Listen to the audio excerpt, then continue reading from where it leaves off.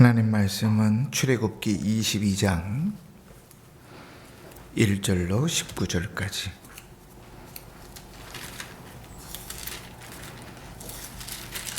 저와 여러분이 한 절씩 교독합니다. 출애굽기 22장 1절로 19절까지. 사람이 소나 양을 도둑질하여 잡거나 팔면 그는 소 한 마리에 소 5마리로 갚고 양 한 마리에 양 4마리로 갚을지니라.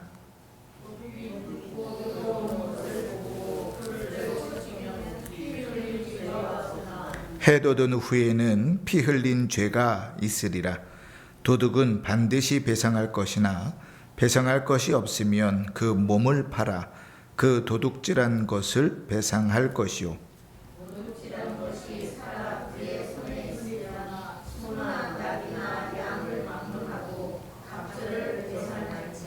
사람이 밭에서나 포도원에서 짐승을 먹이다가 자기의 짐승을 놓아 남의 밭에서 먹게 하면 자기 밭에 가장 좋은 것과 자기 포도원에 가장 좋은 것으로 배상할지니라.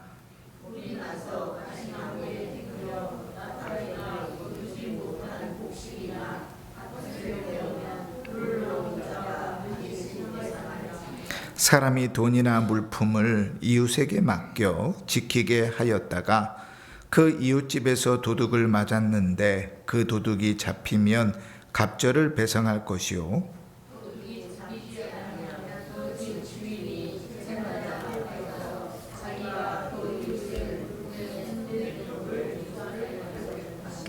어떤 잃은 물건, 즉 소나 나귀나 양이나 의복이나 또는 다른 잃은 물건에 대하여 어떤 사람이 이르기를 이것이 그것이라 하면 양편이 재판장 앞에 나아갈 것이요. 재판장이 죄 있다고 하는 자가 그 상대편에게 갑절을 배상할지니라.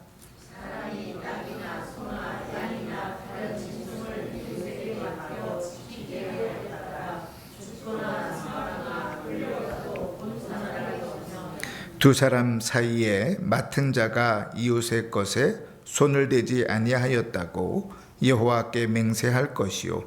그 임자는 그대로 믿을 것이며 그 사람은 배상하지 아니하려니와.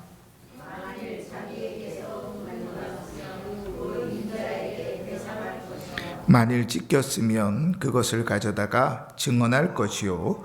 그 찢긴 것에 대하여 배상하지 아니할지니라.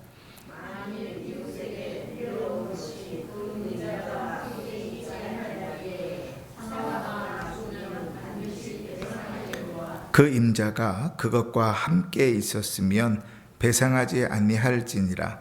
만일 새낸 것이면 새로 족하니라.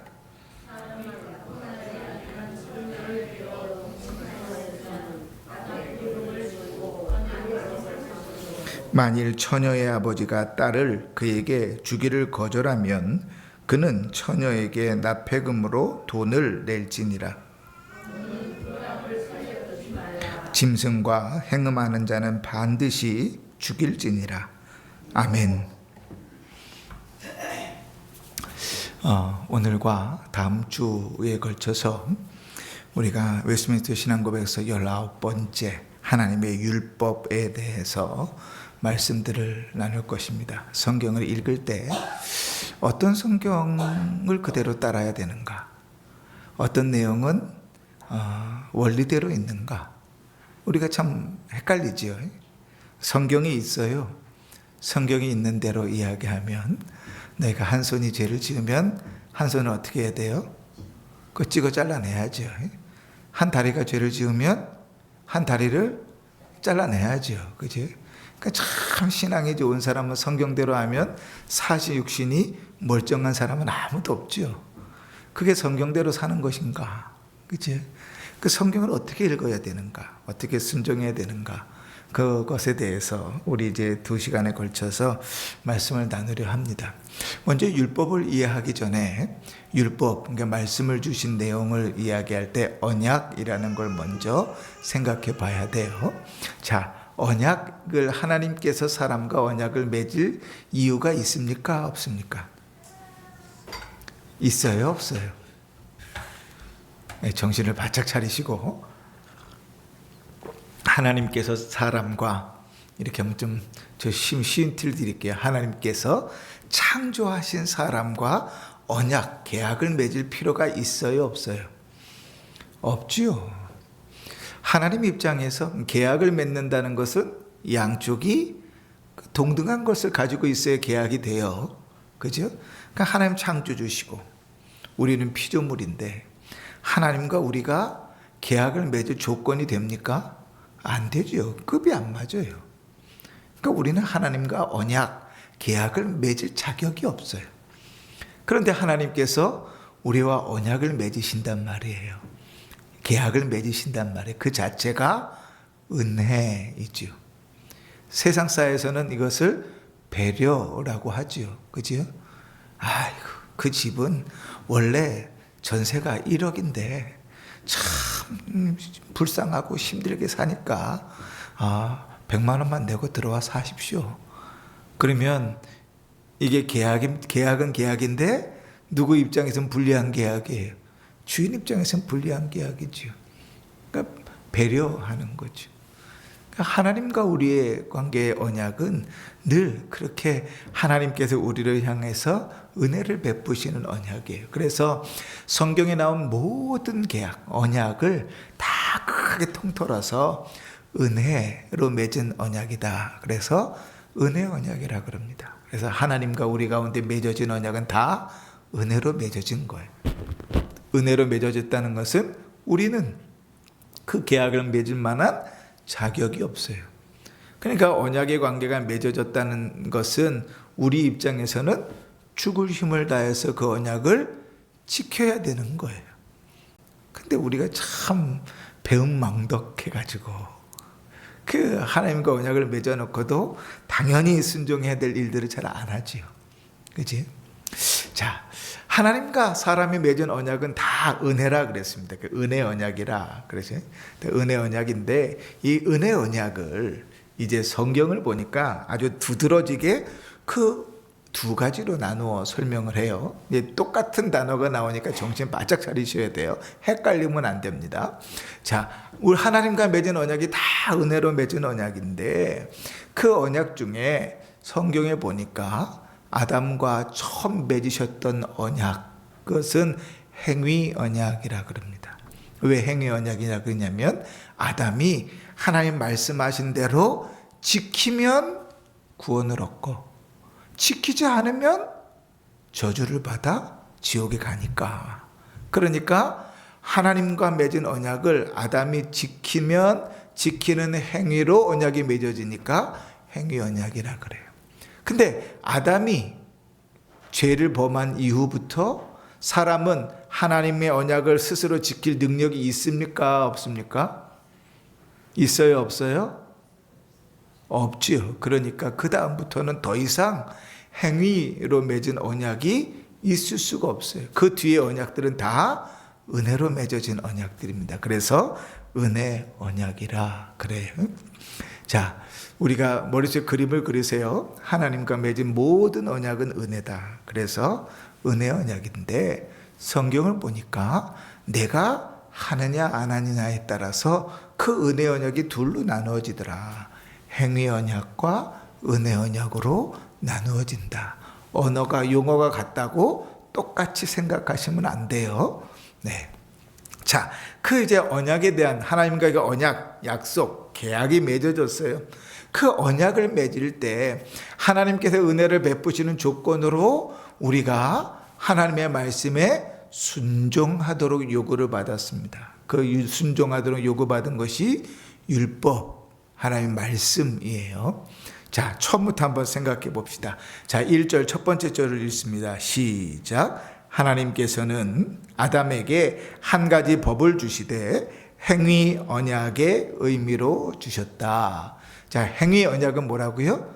아담이 순종하면 구원을 영생을 얻고 순종하지 않으면 사망에 이르르는 것이다 그랬어요. 자, 1번. 그럼 그 행위 언약이 뭔가? 시작. 그 언약은 아담뿐만 아니라 아담에게 대표된 그의 모든 후손에게도 순종을 요구하시는 구속력을 가졌다. 이 순종은 개인적이고 온전하고 정확한 영구적인 순종이다. 하나님께서 처음 에덴 동산에서 아담과 언약을 맺으실 때 아담 한 사람만 언약을 맺은 것이 아니라 아담하고만 언약을 맺으신 것이 모두에게 적용된다 그랬어요. 제가 이거 할 때마다 예를 드는 게 있어요. 말레이시아에 제가 살았었는데 말레이시아에 들어갈 때는 한국 사람은 늘 3개월 비자가 없이 들어갑니다. 어느 나라든지 비자를 받아서 들어와야 돼요. 외국 사람이 비자 받고 들어가기 정말 까다로운 나라 중에 하나가 한국이에요. 우리나라 사람들은 외국 사람들한테 비자 잘 안 줍니다. 그런데 우리나라 사람들이 말레이시아 들어갈 때요 3개월 무비자로 들어가요. 그럼 외국 한번 나갔다 오면 3개월 더 있을 수 있으니까 6개월 반년을 비자 없이 있을 수 있어요. 좋죠. 근데 원래 처음부터 그랬던 게 아니에요. 원래는 한 달이었어요. 한 달이니까요 회사를 거기다 차려놓고 일하는 사람들은 비자를 받고 한두 주 지나면 또 비자를 또 집어넣어야 돼요. 그러니까 왜 계속 비자가 들어가야 돼요? 왜냐하면 한 달에 한 번씩 비자를 받아야 되니까. 쉽지 않아요.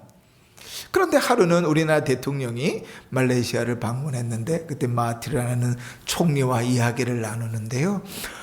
총리가 아이고 대통령님 뭐 어려운 거 없습니까? 도와줄 거 없습니까? 이렇게 물었어요. 그때 당시에는 한국 많은 건설회사들이 말레이시아에 들어가서 막 건축을 하고 있을 때였어요. 그래서 아니 우리나라 사람들이 이렇게 많이 말레이시아에서 일하는데 매달 비자 받는 게 너무 힘듭니다. 그러니까 비자를 좀 길게 받을 수 있도록 해 주십시오. 그래서 두 사람 간에 무슨 얘기가 오갔냐면 그래 한국 사람은 3개월 비자를 무비자로 주자. 비자 없이 3개월 머물 수 있게 해주자. 이렇게 둘이 약속을 했어요. 누구하고 누가요? 우리나라 대통령하고 말레이시아 수상하고. 그런데 둘이 약속을 했는데 그 약속의 효과는 누구에게 다 미쳐요? 모든 국민에게 미쳐요. 나는 한 번도 대통령에게 말해본 적도 없는데 그 대통령이 약속한 혜택을 누가 누리냐면 내가 누려요. 내가 말레이시아 갈 때 한국 사람이에요? 그러면 3개월 그냥 들어오세요. 이렇게 된단 말이에요. 그게 대표이기 때문에 그렇죠. 그죠? 마찬가지로 아담이라는 말은 사람이라는 뜻입니다. 하나님께서 최초로 만드신 사람이 아담이잖아요. 그러니까 하나님이 아담과 언약을 맺으셨다는 것은 아담 개인과 맺으신 것뿐 아니라 아담으로부터 시작되는 모든 사람과도 그렇게 언약을 맺었어요. 그러니까 그 아담 또 이렇게 얘기하면 안 되겠죠. 그 아담이 죄를 짓지 않았으면 우리는 아마도 지금도 영원히 이렇게 꾸벅꾸벅 예배 시간에 졸지 않고 그냥 에덴 동산에서 맛있는 거 따먹으면서 즐겁게 놀았을 수 있어요. 그죠? 하나님과 교제하면서 늘 예배하면서 그렇게 살았을 수도 있는데 그놈의 아담이 뭐해서 하나님 먹지 말라 하는 선악을 하게 하는 나무 열매를 먹음으로 언약을 깨버림으로 죄가 우리 가운데 들어왔다. 더 이상 그 누구도 하나의 말씀을 지킴으로 영원한 영생을 얻을 수 있는 능력이 우리에게서 사라졌다. 자, 이 내용을 이제 2번, 3번을 읽으면서 정리합시다. 시작. 아담이 이 법을 지키는 조건으로 영생이 약속된 반면에 그것을 어기는 경우에는 사망의 벌을 받을 것이라고 경고되었다. 하나님은 아담에게 그것을 지킬 수 있는 힘도 주셨다. 그런데 지키지 않았다. 자, 로마서 2장 14절 15절 읽습니다. 시작. 율법이 없는 이방인의 본성으로 율법의 일을 행할 때에는 이 사람은 율법이 없어도 자기가 자기에게 율법이 되나니 이런 일들은 그 양심이 증거가 되어 그 생각들이 서로 혹은 고발하며 혹은 변명하여 그 마음에 새긴 율법의 행위를 나타내느니라. 로마서 5장 12절 시작. 그러므로 한 사람으로 말미암아 죄가 세상에 들어오고 죄로 말미암아 사망이 들어왔나니 이와 같이 모든 사람이 죄를 지었으므로 사망이 모든 사람에게 이르렀느니라. 아멘. 아담이 죄를 지었는데 오늘 5장 12절에 뭐래요? 모든 사람이 죄를 지었다. 그러니까 우리는 죄인이에요, 아니에요? 죄인이에요. 우리 스스로 이야기할 때 우리는 죄인이에요. 아니 주님, 제가 얼마나 열심히 살았는데요, 얼마나 예배를 열심히 드렸는데요, 기도 얼마나 열심히 했는데요, 헌금도 안 빠지고 다 했는데요. 아니요, 그래도 죄인이다. 자, 2절 처음 두 줄을 읽습니다. 시작.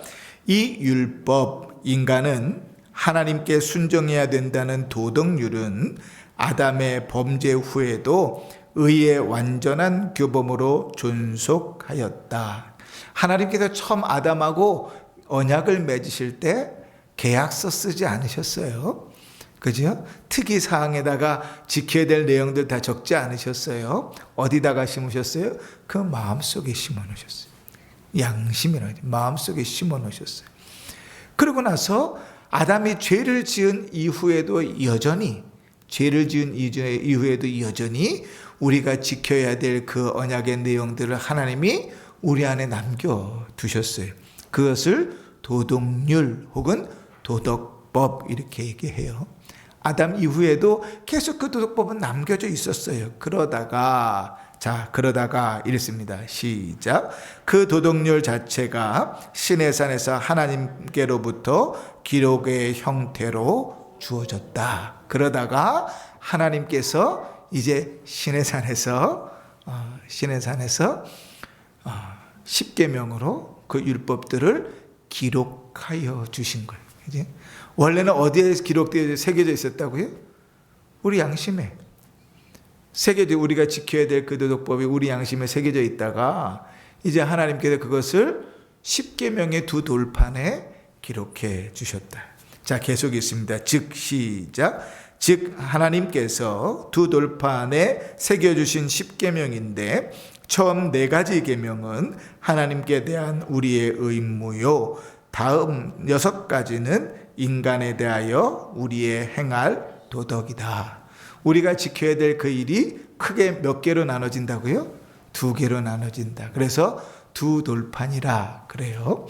우리가 크게 둘로 10가지 계명이 나눠진다 그러면 우리는 상식적으로 어떻게 생각하냐면 다섯 이렇게 나눠질 것이라고 생각하지요. 근데 10계명은 어떻게 나눠져요? 4, 6 이렇게 나눠져요. 처음 4개는 누구에 대한 의무라고요? 하나님께 대한 의무. 다음 6개는 누구에게 대한 의무라고요? 사람에게 대한 의무. 하나님께 대하여, 사람에게 대하여 당연히 해야 될 것을 하나님께서 십계명 두 돌판에 적어두셨어요. 자, 그럼 여기서 퀴즈. 하나님께서 십계명의 두 돌판에 적어놓으셨을 때 하나님께서 십계명의 앞면에만 적었을까요? 돌판 앞뒤로 다 적으셨을까요? 옆에도 적었을까요? 밑에도 적어놨을까요? 어떻게 적으셨을까요? 자, 1번 앞면에만 잘 보기 좋게 적어놨다. 2번 앞뒤로 적어놨다. 3번 전어좌우까지 다 적어놨다. 자, 1번이에요? 2번이에요? 3번이에요? 1번. 우리 이제 그렇게 생각하잖아요. 근데 성경을 잘 읽으면 하나님께서 준 십계명 돌판에 앞뒤로, 두 돌판 앞뒤로 그 계명의 내용들을 쫙 적어 놓으셨어요. 그러니까 십계명 돌판 앞면에 4개, 6개 적혀 있는 거 아니에요? 앞뒤로 그렇게 적혀져 있어요. 자, 여담이었습니다. 자, 하나님께서 우리의 마음에 새겨 넣으신 그 말씀, 그 율법을 이제는 두 돌판에 새겨 주셨다. 그래서 십계명을 우리는 도덕법이라 그래요. 자, 도덕법은 지켜도 되고 안 지켜도 되는 것입니까? 아니면 반드시 지켜야 되는 겁니까? 반드시 지켜야 되는 거죠. 그지? 그게 도덕이에요. 기본적인 법이에요. 그러면 사람이 반드시 기본적으로 지켜야 되는 법이 크게 몇 가지로 나뉜다고요? 크게 몇 가지로 나뉜다고요? 몇 가지? 크게 몇 가지로 나눈다고요? 두 가지로 나눈다고요. 누구에 대한 것, 누구에 대한 것? 하나님께 대한 것과 사람에 대한 것. 그지? 자, 이렇게 하나님께서 도덕법을 10계명에 담아주셨는데, 이렇게 10계명에 담아주신 이 도덕법이 어떻게 사람들에게 적용돼서 드러나는가 하는 내용들을 좀 읽어봅시다. 3절입니다. 자, 3절 첫 번째 두 줄만 있습니다. 시작. 위에 도덕적 율법 외에도 하나님은 아직 미숙한 교회였던 이스라엘 백성에게 의식적인 율법을 주시기를 원하셨다. 그것은 여러 가지 모형적인 규례들인데 두어 가지로 분류할 수 있다. 자, 하나님께서 도덕법을 주셨어요. 그런데 그 이스라엘 백성들이 도덕법을 지키는 데 있어서 하나님께 크게 두 가지 법을 더하세요. 그 첫 번째가 뭐냐면 의식적인 율법. 이걸 다른 말로 하면 의식법이라 그렇게 얘기해요. 야, 의식법을 주셨는데 의식법은 뭐에 대한 것이냐면 10계명의 두 돌판 중에서도 첫 번째 하나님에 대한 것들을 적어놓은 게 의식법이에요. 하나님에 대한 내용들이 여기다 적혀져 있어요. 자, 무슨 내용인가? 첫 번째는 제사, 예배에 대한 것. 1번 읽습니다. 시작. 예배에 관한 이것들은 그리스도와 그의 베푸실 은혜와 그의 행동과 그의 고난과 공로에 대하여 예표하는 모형들이다. 이게 의식법. 그 중에서도 하나님에 대한 것들이니까 제사법인데 예배에 대한 것, 제사에 대한 내용들을 기록합니다. 그래서 이제 제사법에 대한 내용들은 하나님께 제사를 드리는 내용들이지만 그것들은 장차 뭐를 예표하는 거냐면 오실 예수님을 예표하는 거예요. 예를 들면 이런 거 있잖아요. 유월절 어린 양 대신 예수 그리스도. 그죠? 왜 예수님이 유월절 어린 양이 되시죠? 왜? 그렇죠. 그죠? 애굽에서 나갈 때 장자를 다 죽이시는 그때 하나님께서 그 유월절에 어린 양을 잡아서 그 피를 문지방과 문설주에 바르면 그 집안에 있으면 하나님께서 장자를 죽이지 않고 넘어가겠다 그랬어요. 그렇죠? 그것을 기억해서 넘어간 것을 기억해서 절기를 만들었는데 넘어갔다는 이름을 그대로 따서 유월절 그랬죠. 그렇지? 그 유월절은 그냥 넘어갔다는 절기, 넘어간 절기를 유월절이라고 그런 거예요. 뭘 넘어갔어요? 장자가 죽는 일. 그 장자를 대신해서 누가 죽었어요? 어린 양을 잡았잖아요. 그래서 유월절 어린 양은 대신하여 죽은 어린 양이에요. 그런데 그 유월절을 언제까지 지켰는가? 그리스도께서 오시기 전까지 계속 지켜서. 그지? 지금도 이스라엘에 가면 유월절 되면 양을 잡아요. 혹시나 그런 영상들 보실 수 있으면 인터넷에 있는데요. 쫙 서가지고 이제 유월절 어린 양을 잡아요. 그지? 그 잡는 거 보면 못 먹어요. 그지? 목을 치고 가죽을 벗기고 배를 갈라서 내장을 다 빼내고 토막을 다 쳐가지고 스킨을 다 벗기고 그 고기 덩어리를 제사장에게 가져가요. 그럼 제사장이 그것을 이제 태워서 제사를 드리는 거란 말이에요. 자, 어찌됐든 제사법에 대한 것, 우리가 의식법 중에 제사에 대한 내용들, 이 제사법은 더 이상 이제 우리가 지킬 필요가 없어요. 왜냐하면 예수 그리스도께서 예표이시니까. 그리스도께서 오심으로 모든 것들이 끝났어요. 또 2번 보세요. 교훈적인 것이 있어요. 자, 계속 있습니다. 시작. 여기서는 도덕적 책임을 말해 주기도 한다. 모든 의식적 율법들은 신약 시대에는 폐지되었다. 그렇지? 우리가 죄를 지었을 때 그 죄를 용서받기 위해서 어떻게 하죠? 제물을 가지고 와서 머리에다 안수해서 죄를 전가시키고 대신 죽이잖아요. 그죠? 그 모든 의식들이 예수 그리스도께서 나를 대신하여 죽으심으로 다 해결됐어요. 하나님께서 제사의 제도 가운데 제사장을 세우셔서 하나님과 백성들 사이에서 중보자로 세우셨는데, 제사장 대신 그리스도께서 이 땅에 오셔서 친히 대제사장 되심으로 더 이상 제사장이 필요 없어져 버렸어요. 모든 의식적인 것들이, 제사와 관계된 그 법들이 더 이상은 우리에게 지킬 의무가 없어져 버렸어요. 그래서 우리는 더 이상 예배 드릴 때 제사 드리지 않습니다. 그치? 그래서 제가 늘 그런 얘기 했어요. 우리 어르신들은요, 어쩔 수 없어요. 그런데 애쓰셔야 돼요.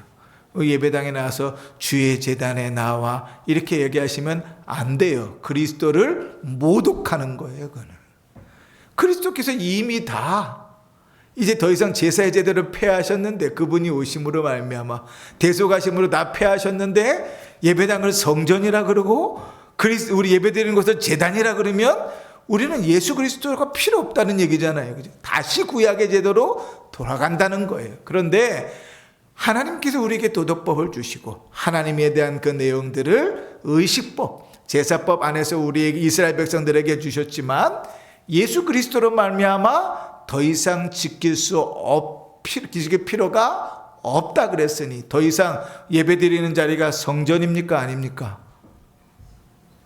우리 예배드리는 자리가 성전입니까 아닙니까? 아니지요. 이걸 성전이라 그러면 예수 그리스도를 부인하는 거예요. 왜요? 우리 주님께서 이 성전을 헐라 내가 사흘 안에 다시 세우리라 말씀하시면서 성전 대신 자기를 향하여 말씀하신 것을 분명히 말하는데, 예배당을 성전이라 그러면 그리스도는 필요 없다고 빼버리는 거니까 그리스도 없이 성전에서 제사 지냄으로 구원받을 수 있다는 말이니, 우리는 예배당을 성전이라면 그리스도를 모독하는 거예요. 그 예배드리는 데는 성전입니까 아닙니까? 아니지요. 그래서 우리 어른들은 이 예배드리는 자리를 예배당, 그래서 장소, 당의 의미를 떠서 예배당. 그러니까 말씀을 잘 배우시고 쓰는 용어도 잘 쓰셔야 돼요. 자, 우리가 하나님 앞에 나와 예배를 드릴 때, 하나님 앞에 나와서 예배를 드릴 때 예배를 드리는 것입니까? 제사를 드리는 것입니까? 그죠? 예배를 드리는 것이죠. 그러면 우리가 앞에서 예배 드리는 이 자리는 예배당입니까? 제단입니까? 그 예배당이죠. 그러니까 우리가 제단이라 그러면 여기서 뭐 해야 돼요? 양을 잡아야 돼요. 양을 잡아야 된다고. 예수 그리스도가 더 이상 필요 없다는 얘기니까. 구약시대처럼 양을 잡아야 된다는 얘기예요. 그런데 우리가 신앙고백서에서 뭐라 그래요? 더 이상 필요 없다. 신약시대에는 다 폐지되었다. 그치? 그러니까 우리가 예수 그리스도께서 의식법에, 또 하나님을 향한 그 내용들, 도덕법의 내용 중에 의식법에 이스라엘 백성들을 도우려고 세워주셨던 그 의식법이 예수 그리스도로 말미암아 다 완성되었다, 폐지되었다. 그러면 더 이상 우리는 교회당을, 예배당을 성전이라 부르지 말아야 되고, 그죠? 예배드리는 예배당을 제단이라 부르지 말아야 되죠. 지금 이스라엘 백성들처럼, 지금 이스라엘처럼 신약 성경을 다 찢어버리고 그리스도가 필요 없다고 하면 그렇게 불러도 돼요. 근데 이미 그리스도께서 다 회복시키셨기 때문에, 그리스도를 모형으로 있었던 일들이기 때문에 더 이상 우리에겐 필요가 없다. 그치? 예수 그리스도를 믿는, 구주로 믿는 우리로서는 더 이상 성전에서 예배드릴 이유가 없다. 더 이상 제단에서 양 잡을 이유가 없다. 하나님 앞에 영과 진리로 예배당에서 예배를 드리면 되는 거예요. 오늘 그 얘기하고 있는 겁니다. 그죠? 신약시대에는 다 폐지되었다. 우리 골로새서 2장 14절만 읽을까요? 시작. 우리를 거스르고 분리하게 하는 법조문으로 쓴 증서를 지우시고 제하여 버리사 십자가에 못 박으시고, 그리스도로 인해서 다 완성되었습니다. 더 이상 구약의 제사의 내용들, 제사의 용어들이 예배 가운데, 기도 가운데 드러나지 않도록 애쓰셔야 돼요. 자, 4절을 읽습니다. 시작. 하나님께서 옛날 국가로서의 이스라엘 민족에게 여러 가지 재판법을 주셨다. 자, 우리가 아까 도덕법이 크게 몇 가지로 나눠진다고요? 2가지로 나눠진다 그랬어요. 하나는 하나님에 대한 것, 하나는 사람의 이웃에 대한 것. 하나님에 대한 것들을 잘 지키기 위해서 이스라엘 백성들에게 예표로 주신 것이 의식법, 제사법이라 그랬다면, 사람에 대한 내용들을 잘 지킬 수 있도록 이스라엘 백성에게 허락하신 법이 뭔가 하면 재판법 혹은 시민법이에요. 우리식으로 따지면 헌법이에요. 헌법. 대한민국 헌법 같은 거예요. 이스라엘 백성들에게 이 재판법을 주셨어요. 그 이유는 간단해요. 도덕법에 이웃을 사랑하는 6계명에서 10계명까지의 내용들을 구체적으로 그들의 삶 가운데서 살아갈 수 있도록 허락하신 이웃사랑에 대한 내용들이에요. 그래서 오늘 우리가 출애굽기 22장 1절부터 19절까지 읽었지만 22장 전체에 쭉 나오는 내용들은 이웃사랑을 하는 것을 어떻게 해야 되는가, 6계명부터 10계명까지 내용들을 구체적으로 우리의 삶 속에 크고 작은 일들 속에 어떻게 실천해야 되는가 하는 내용들이 들어있지요. 마태복음 5장 38절 39절 읽을까요? 시작. 또 눈에는 눈으로 이에는 이로 갚으라 하였다는 것을 너희가 들었으나 나는 너희에게 이르노니 약한 자를 대적하지 말라. 누구든지 내 오른뺨을 치거든 왼편을 돌려대면. 구약시대 때 율법은 뭐예요? 눈에는 눈, 이에는 이예요. 그죠? 그래서 오늘 우리가 출애굽기 22장도 읽었지만 그대로 갚으라고 주님 가르치세요. 그러면 이것이 도덕법으로만 그대로 우리에게 존재한다면 우리가 그렇게 해야 되겠죠. 근데 예수님께서 이 말씀을 어떻게 이야기하셨냐면 눈에는 눈, 이에는 이가 아니라 오히려 너희가 더 뭐 하라고요? 손해보라고 말씀하시는 거예요. 악한 자를 대적하지 말고 누구든지 오른뺨을 맞으면 왼뺨도 돌려대라. 아니, 오른뺨을 맞았으면 오른뺨만 치면 되잖아요. 그죠? 그게 법인데 오른뺨 맞았는데 왼뺨도 대라는 거예요. 아니, 주님의 말씀보다 훨씬 더가 있어요. 왜요? 주님께서 주셨던 이 시민법은 최소한의 법이에요. 우리 대한민국 헌법도요, 최소한의 거예요.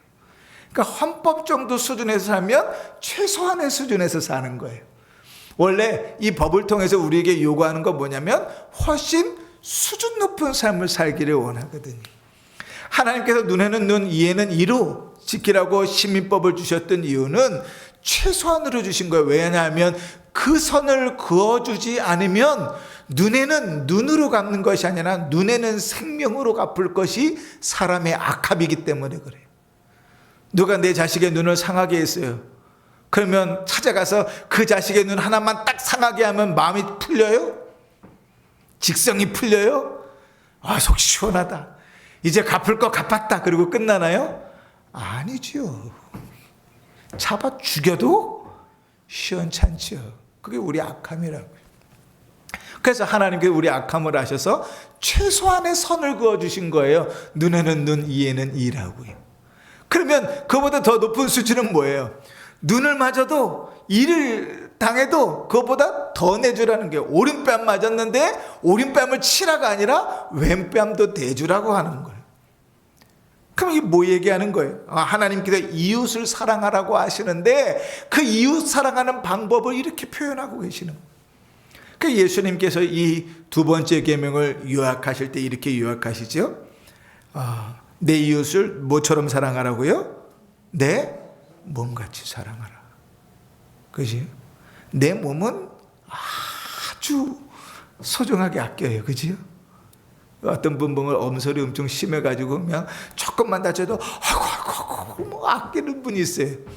그 엄살이 심한 게 아니라 몸을 아끼시는 거죠. 그지요? 자기는 그렇게 끔찍하게 사랑해요. 근데 남은 거들떠도 안 보죠. 그 정도는 다 다치면서 사는 거야. 그 정도는 다 아프면서 사는 거야. 우린 늘 그러잖아요. 근데 그렇게 살지 말라고 가르치는 거예요. 하나님을 사랑하고 이웃을 사랑하는 것이 도덕법으로 우리에게 영원히 지켜야 될 율법으로 주어졌다면 그것을 어떻게 지켜야 될까 모르는 이스라엘 백성들에게 이웃 사랑하는 방법을 가르치기 위해서 시민법을 주신 거예요. 자, 그러면 이 시민법 역시도 지금 우리가 그대로 지켜야 될까요? 폐지됐을까요? 그죠? 폐지됐죠. 예수 그리스도로 말미암아 이제 더 이상 우리에겐 소용이 없죠. 이스라엘, 그 당시에 이스라엘 백성에게는 필요했지만 우리에게는 소용이 없죠. 그러나 그 기본적인 정신들은 우리에게 그대로 남아 있어야 되죠. 그 기본적인 정신은 십계명의 정신이죠. 십계명을 우리는 영원히 지켜야 될 도덕법이라 그랬습니다. 그치? 자, 말씀을 정리합시다. 자, 하나님과 우리가 맺은 언약을 크게 전체를 다 묶어서 무슨 언약이라 그랬죠? 그죠? 은혜 언약이라 그랬어요. 왜요? 우리가 하나님께 언약을 맺을 만한 능력이 없으니까, 자격이 안 되니까 하나님이 우리와 언약을 맺으시고 무조건 은혜일 수밖에 없어요. 그지? 그러니까 모든 언약은 은혜 언약이에요. 그런데 성경을 보니까 그것을 지키는 일과 관계에서 그 은혜로 맺어진 언약들이 크게 둘로 나눠지더라. 에덴 동산에서 처음에는 그 은혜 언약이 어떻게 지어졌다고요? 행위 언약으로 주어졌다고요. 아담이 하나님의 말씀을 지키면 영생을 얻고 지키지 않으면 사망에 이르르고 죄를 짓게 된다고요. 근데 아담하고 뿐만 아니라 모든 사람하고 맺은 언약이라 그랬어요. 그래서 아담이 죄를 짓지 않았으면 우리도 여전히 지금 에덴 동산에서 살지 몰라요. 그치? 그러나 아담이 죄를 지어서 이제 영원히 자기의 능력으로 하나님 말씀을 지킬 수 있는, 영생을 얻을 수 있는 능력이 우리에게서 사라졌어요. 그 다음부터는 하나님께서 우리에게 주시는 모든 언약은 하나님이 일방적으로 자격이 없는 우리에게 주시는 은혜일 수밖에 없다. 그래서 은혜 언약이라. 용어가 똑같습니다. 헷갈리지 말고 정신 바짝 차려야 된다 그랬어요. 은혜 언약 안에는 행위 언약과 은혜 언약 둘로 나눠져 있다. 그러면 그 언약이 하나님께서 우리에게 지키라고 말씀하신 그 언약이 처음에는 아담에게 말로 주어져서 양심에 새겨져 있었는데 그것이 아담이 범죄한 이후에도 여전히 우리에게 말로 양심에 새겨져 있다가 이제 모세의 때에 와서 하나님께서 글로 기록해 주신 것이 십계명이라 그랬습니다. 그래서 십계명을 도덕법이라 그런다 그랬죠. 이 도덕법은 지켜도 되고 안 지켜도 되는 것이 아니라 그랬어요. 어느 시대에만 적용되고 어느 시대는 적용되지 않는 법이 아니라 그랬어요. 어느 나라에서는 적용되고 어느 나라에서는 적용되지 않는 법이 아니라 그랬어요. 모든 사람에게 모든 신대를 막론하고 지켜야 되는 것이 도덕법이에요. 그 도덕법을 이스라엘 백성들에게 가르치시기 위해서 크게 도덕법이 둘로 나눠져 있는데 하나님에 대한 내용과 이웃에 대한 내용으로 나눠져 있는데 하나님에 대한 내용들을 이스라엘 백성들에게 가르치기 위해서 또 하나의 멸법들을 주셨는데 그게 뭐라고요? 의식법, 제사법이라고 그랬어요. 사람에게 대한 내용들을 하나님께서 잘 지킬 수 있도록 이스라엘 백성에게 허락하신 내용이 있는데 그것이 시민법이라 그랬어요. 재판법, 시민법이라 그랬어요. 그러나 이 도덕법은 영원히 우리가 지켜야 될 일이지만 제사법이나 시민법은 이스라엘 백성들에게 주어졌고 그리스도로 말미암아 더 이상 지킬 필요가 있다 없다? 있다 없다? 없다. 그러니 우리의 삶 속에서 우리의 용어를 잘 생겨야 된다 그랬어요. 이제는 웨스트민스터 신앙고백서 19장을 이제 배웠으니까 절대로 이제 기도할 때 성전에 나와 하나님 앞에 제사하러 나 이런 망령된 단어들은 안 썼으면 좋겠다. 그렇지? 그리스도로 말미암아 완전히 다 폐하여진 것이다. 은혜로 우리에게는 더 이상 성전이 필요 없고 제사가 필요 없다.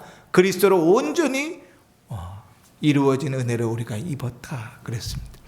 자, 그러나 이 도덕법, 의식법, 재판법들이 이제 우리에게 도덕법만 남겨지고 의식법과 제사법이 필요 없다 할지라도 이 의식법이 예수 그리스도가 오심으로 말미암아 폐지되었기 때문에 우리는 그리스도로 말미암아 하나님 사랑하는 일들을 힘써야 할 것이다.